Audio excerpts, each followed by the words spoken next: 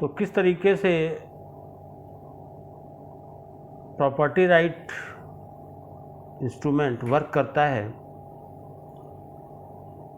हम मानते हैं कि अगर पेपर मिल को फ्री छोड़ दिया जाए तो वह जितना अधिकतम उत्पादन करेगी उससे नदी में 200 इकाई अपशिष्ट का उत्सर्जन होगा।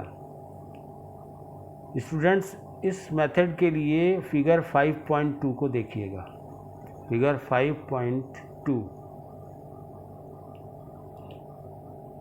चलिए माना कि वह नदी जिसका कि पेपर मिल और फिश हैचरी संयुक्त रूप से उपयोग कर रहे हैं, सबसे पहले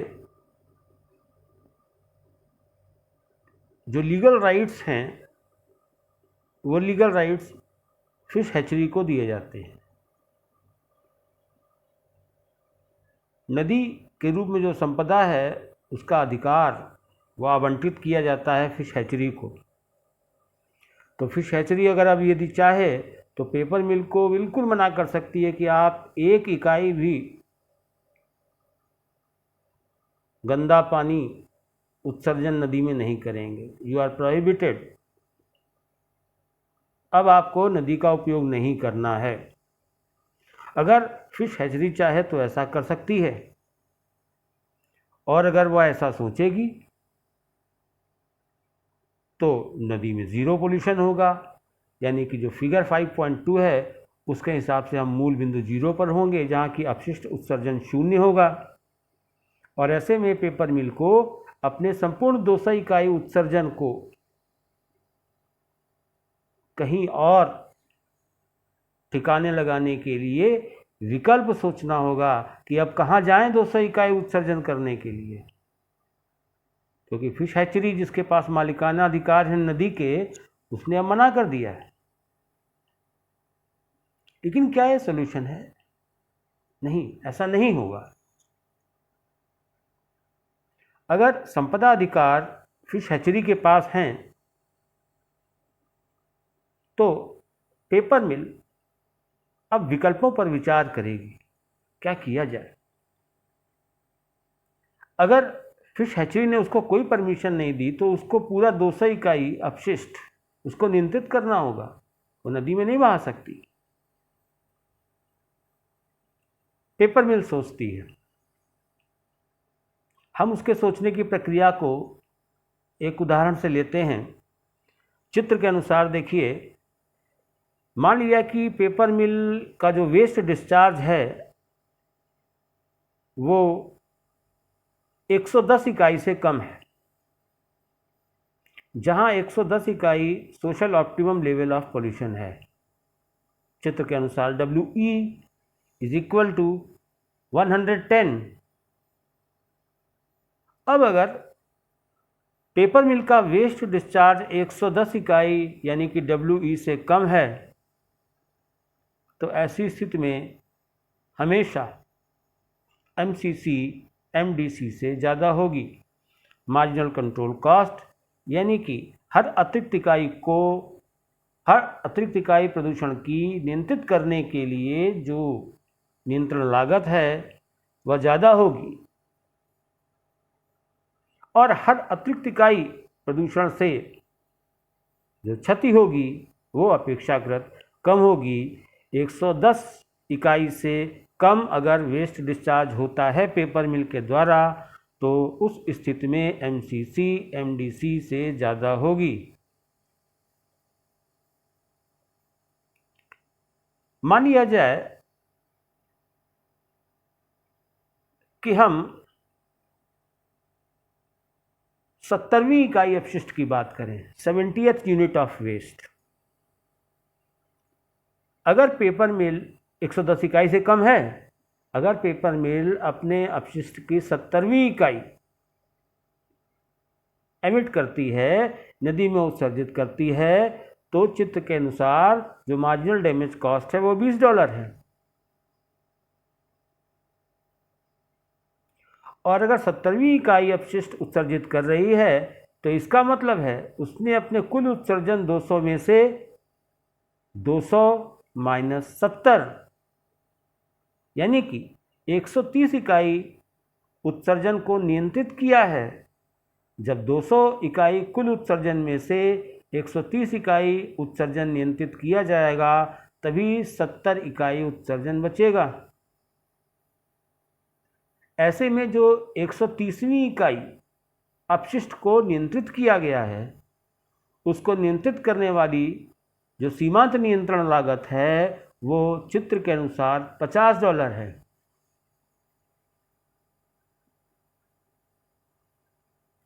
तो अगर पेपर मिल 70 इकाई अपशिष्ट का निस्तारण नदी में करे, तो अंतिम इकाई 70वीं इकाई से उत्पन्न जो सीमांत क्षति है जो वहन करनी पड़ेगी फिश हैचरी को, वो $20 है। लेकिन अगर 70वीं इकाई अपशिष्ट निस्तारित करेंगे तो इसका अर्थ है 130 इकाई कंट्रोल करनी पड़ेगी। ऐसे में अंतिम इकाई 130वीं इकाई को नियंत्रित करने की जो नियंत्रण लागत है वो $50 है। अब अगर पेपर मिल फिश हैचरी से बात करे और $20 से अधिक और $50 से कम कोई भी फीस, ब्राइब फिश हैचरी को देने का प्रस्ताव करे कि ऐसा है, हमको 70वीं इकाई नदी में प्रवाहित कर लेने दीजिए, इससे 70वीं इकाई अपशिष्ट के नदी में प्रवाहित होने से आपकी क्षति $20 की होगी, हम आपको $20 से ज़्यादा दे देंगे, $35 दे देंगे। फिश हैचरी को लगेगा उसकी जितनी क्षति थी $20, उससे उसको ज़्यादा $15 ज़्यादा मिल रहा है, उसका फ़ायदा है। Fish hatchery will allow paper mill to discharge 70th unit of waste. अभी इस प्रक्रिया में पेपर मिल को क्या फ़ायदा हुआ? पेपर मिल अगर 70वीं इकाई अपशिष्ट को प्रवाहित ना करे बल्कि एक और इकाई नियंत्रित करे, तो उसकी जो कंट्रोल कॉस्ट है, मार्जिनल कंट्रोल कॉस्ट है, वो $50 की है। अंतिम इकाई नियंत्रित करने की लागत $50 है, और अगर अंतिम इकाई हम छोड़ दें नदी में और फिश हैचरी को तैयार कर लें तो खर्च $35 का है। यानी कि अंतिम इकाई को नियंत्रित करने की तुलना में फिश हैचरी को तैयार करके $35 दे देना, इसमें भी पेपर मिल का $15 का मुनाफा है, फ़ायदा है। ये स्थिति ऐसी है जो दोनों पक्षों के लिए लाभकारी है, दोनों पक्ष इसके लिए तैयार हो जाएंगे, म्यूचुअली बेनिफिशियल आपसी लाभप्रद लेन देन होगा। और ये प्रक्रिया, यह स्थिति हमेशा तब तक बनी रहेगी जब तक कि MCC MDC से ज़्यादा है, अर्थात social optimum level of pollution WE यानी कि 110 इकाई के पहले की किसी भी स्थिति के लिए हमेशा इसी प्रकार का एक्सचेंज होगा। सोचिए, थोड़ा सा और आगे चलें। 70 से 75वीं इकाई पे आए तो 75वीं इकाई पर गए तो 75वीं इकाई से जो नुकसान होगा, फिश हैचरी को तैयार कर लिया, भाई जितना आपका नुकसान होगा मुझसे ज़्यादा आपको दे देंगे, और ऐसा करने पर फिश हैचरी तैयार हो जाएगी क्योंकि उसका फ़ायदा हो रहा है। और पेपर मिल ऐसा चाहेगी, उसके पास हमेशा इंसेंटिव रहेगा कि वो फिश हैचरी को तैयार कर ले, क्योंकि ऐसा कोई भी प्रस्ताव जिसके अंतर्गत MCC माइनस MDC, क्योंकि MCC MDC से ज़्यादा है, ऐसा कोई भी प्रस्ताव जिसके अंतर्गत पेपर मिल को ऐसी किसी भी राशि का भुगतान फिश हैचरी को करना पड़े जो MCC माइनस MDC के बीच में है कहीं, तो इसमें पेपर मिल का भी फायदा है, केवल फिश हैचरी का ही फायदा नहीं। तो किसी भी प्रदूषण स्तर की स्थिति जो WE के पहले की है, 110 इकाई के पहले की है, वहाँ हमेशा MCC MDC से ज़्यादा होगी और हमेशा पेपर मिल के पास इंसेंटिव रहेगा ब्राइब करने का, फीस देने का, और फिश हैचरी उसके लिए तैयार हो जाएगी। यह प्रक्रिया तब तक चलती रहेगी जब तक कि MCC ग्रेटर देन MDC का अंतर समाप्त नहीं हो जाता, जब तक कि MCC MDC के बराबर नहीं हो जाती, अर्थात जब तक कि पॉइंट S यानी कि सोशल ऑप्टिमम पॉइंट नहीं मिल जाता, यानी कि जब तक 110 इकाई नहीं हो जाती। तो देखिए, यहाँ प्रॉपर्टी राइट्स असाइन किए थे फिश हैचरी को, लेकिन कुछ ऐसा हुआ जिसमें दोनों पक्षों का लाभ था, आपसी लाभ का आदि लेन देन हुए, और ये लेन देन कहाँ तक चले जहाँ तक कि हमको सोशल ऑप्टिमम लेवल नहीं मिल गया। कोजिएंट solution, irrespective of the fact that whether the property rights are assigned to polluter or pollutee, the mutual beneficial exchange between the two parties lead to social optimum level of solution automatically। दूसरा पक्ष देखिए, अब मान लीजिए property rights हम assign करते हैं paper मिल को, तो पेपर मिल अधिकतम 200 इकाई का अपशिष्ट प्रवाहित कर सकती है। तो पेपर मिल अगर मालिक बन गई, उसको मालिकाना अधिकार मिल गए, लीज मिल गई नदी की, तो पूरा 200 इकाई अपशिष्ट का उत्सर्जन नदी में फ्रीली करेगी, फिश हैचरी उसको रोक नहीं सकती। निश्चित रूप से फिश हैचरी रोक नहीं पाएगी, तो 200 इकाई जो अपशिष्ट होगा उससे फिश हैचरी को नुकसान होगा, और जो उसको नुकसान होगा वो फिश हैचरी को सहन करना होगा, क्योंकि प्रॉपर्टी राइट्स पेपर मिल के पास हैं। तो क्या अब पेपर मिल अपनी पूरी 200 इकाई अपशिष्ट का निस्तारण नदी में करेगी? नहीं, ऐसा नहीं होगा। प्रॉपर्टी राइट्स पेपर मिल के पास हैं, लेकिन एक बार फिर हम वहीं पर आ जाएंगे, दोनों पक्षों को कहीं लाभ मिलेगा, दोनों पक्ष आपसी लाभप्रद लेन देन करेंगे। अब गर्ज फिश हैचरी की है, और फिश हैचरी ये देखेगी कि हम अगर किसी तरीके से पेपर मिल को मना लें कि भैया आप पूरा 200 इकाई का अपशिष्ट नदी में प्रवाहित मत करो, कम करो, 200 इकाई अपशिष्ट आपका है, आप उसको घटा लीजिए, 150 कर लीजिए। ऐसे में जो आप 50 इकाई कंट्रोल करेंगे, इसमें जो खर्च आएगा हम उससे ज़्यादा खर्च आपको दे देंगे।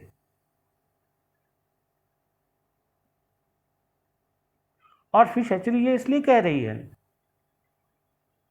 कि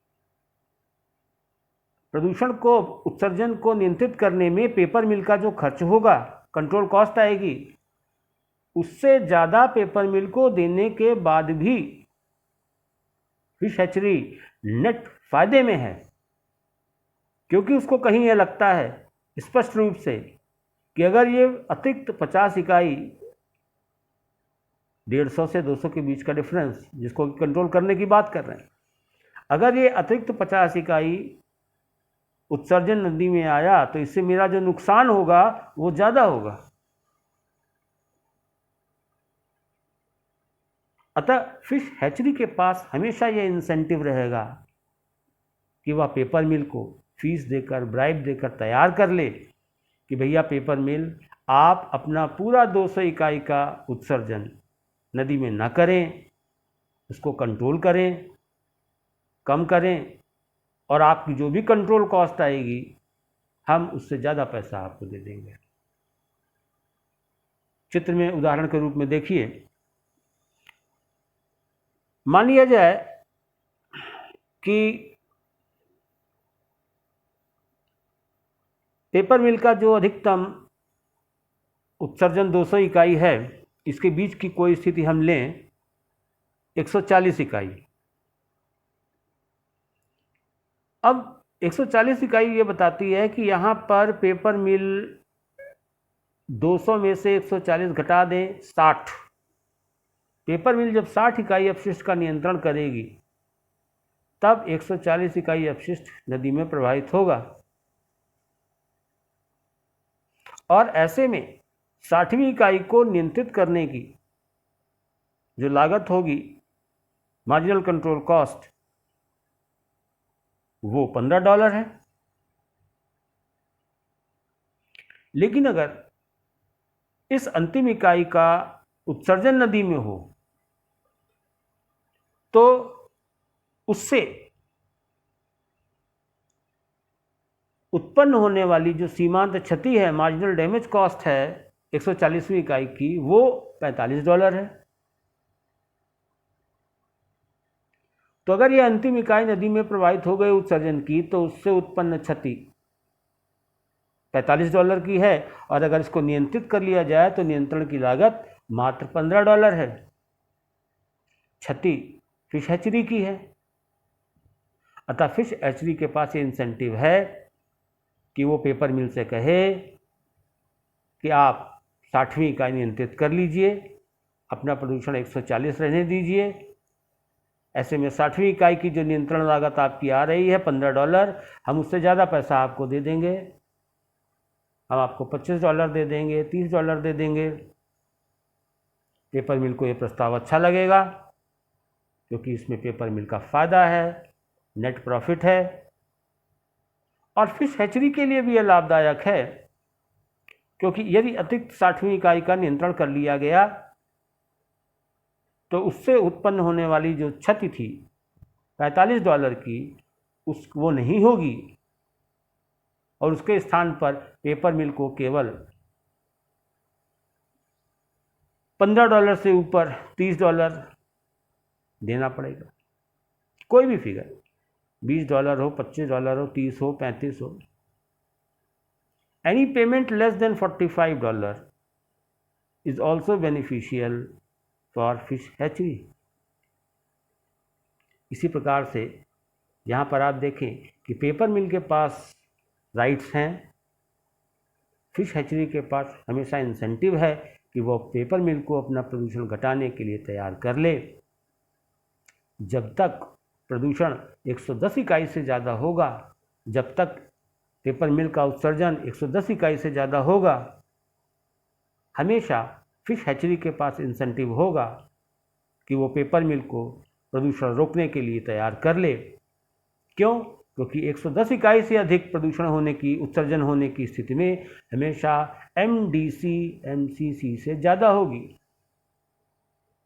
और जब तक MDC MCC से ज़्यादा है तब तक हमेशा फिश हैचरी के लिए ये इंसेंटिव होगा, और वो देखेगी कि अगर हम पेपर मिल को उसकी उत्सर्जन लागत को घटाने की, उसके उत्सर्जन को घटाने की जो उत्सर्जन लागत है, अगर उससे ज़्यादा भी दे देंगे तब भी हमारा फ़ायदा है। प्रोसेस चलेगा। हमेशा फिश हैचरी पेपर मिल को तैयार करेगी उत्सर्जन को घटाने के लिए, पेपर मिल उत्सर्जन को घटाएगी। बेंचमार्क जो उसका मैक्सिमम एमिशन है 200 से वो प्रदूषण को घटाती जाएगी। फिश हैचरी उसको तैयार करती जाएगी। यह म्यूचुअल आपसी लाभप्रद लेन देन की प्रक्रिया चलती जाएगी। उत्सर्जन 200 इकाई से घटता जाएगा, 200, 180, 170, 150 वगैरह वगैरह, 110। जैसे ही 110 इकाई प्रदूषण आएगा, उत्सर्जन का लेवल आएगा, वहाँ MCC MDC के बराबर हो जाएगी। और अब जो इंसेंटिव वर्क कर रहा था फिश हैचरी के लिए, वो समाप्त हो जाएगा। क्यों? क्योंकि जितना नियंत्रण लागत अंतिम इकाई की पेपर मिल के लिए है, उतना ही क्षति उस अंतिम इकाई से फिश हैचरी को होगी। फिश हैचरी पेपर मिल को और अधिक, फिश हैचरी चाहेगी तो कि पेपर मिल और कंट्रोल कर ले, लेकिन पेपर मिल अगर 110 इकाई से और पोल्यूशन को कंट्रोल करेगी तो उसकी कंट्रोल कॉस्ट डैमेज कॉस्ट से ज़्यादा हो जाएगी। अर्थात अब फिश हैचरी को ये लगेगा कि यार मेरा जितना नुकसान इसके प्रदूषण से हो रहा है, मैं इसको कंट्रोल करने को कहूँगा तो इसकी कंट्रोल कॉस्ट ज़्यादा है। यानी प्रदूषण को नियंत्रित करने से इसकी जो लागत आएगी वो ज़्यादा होगी।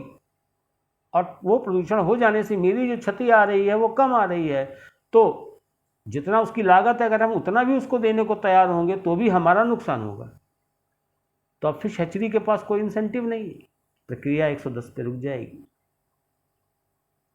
जब फिश हैचरी मालिक थी तो पेपर मिल के पास इंसेंटिव था, बातचीत करके तैयार कराने का, फिश हैचरी का बातचीत होती है और हम 110 ये है 110 के बाईं ओर की अगर किसी भी स्थिति में है तो यहाँ से बढ़ते बढ़ते 110 पे आते हैं, एमसीसी बराबर एमडीसी। अगर प्रॉपर्टी राइट्स फिश हैचरी के पास हैं तो फिश हैचरी पेपर मिल को तैयार करती है, आपसी लाभप्रद लेन देन होते हैं और 110 इकाई से ज़्यादा का जो एमिशन है वो घटता है घटते घटते आ जाते हैं यहाँ 110 पे। तो चाहे प्रॉपर्टी राइट्स असाइन किए गए हों फिश हैचरी को, चाहे प्रॉपर्टी राइट्स असाइन किए गए हों पेपर मिल को, दोनों पार्टीज के बीच में जो आपसी लाभप्रद लेन देन है वो प्रक्रिया को WE बराबर 110 पे ले आते हैं, जो social optimum level of pollution है।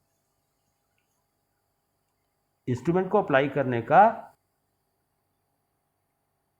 तर्क क्या था कि हमको उतना प्रदूषण मिल जाए, उतना प्रदूषण चल जाएगा जितना सोशल ऑप्टिमम लेवल है, उससे ज़्यादा अगर है तो कंट्रोल हो जाए। जो मार्केट फेल्योर आ रहा था प्रॉपर्टी राइट असाइन ना होने पर कि पेपर का अंधाधुंध उत्पादन और मछली का कम से कम, मार्केट फेल्योर खत्म हो गया। दोनों में से पोल्यूटर और पोल्यूटी दोनों में से किसी को भी प्रॉपर्टी राइट्स असाइन कर दिए गए, आपसी अपने आप ऑटोमेटिकली ऐसा एक्सचेंज हुआ कि हमको वो मिल गया जो हमको चाहिए, social optimum level of pollution. Net result क्या है कि चाहे जिसको भी संपदा अधिकार आवंटित किए गए हों, अंत रूप में हमको जो परिणाम मिला वो ये कि जो पेपर मिल है वो अधिकतम कितना उत्सर्जन नदी में करेगी, वो करेगी WE बराबर 110, अर्थात पेपर मिल कितना कंट्रोल करेगी 200 माइनस 110 बराबर 90 इकाई।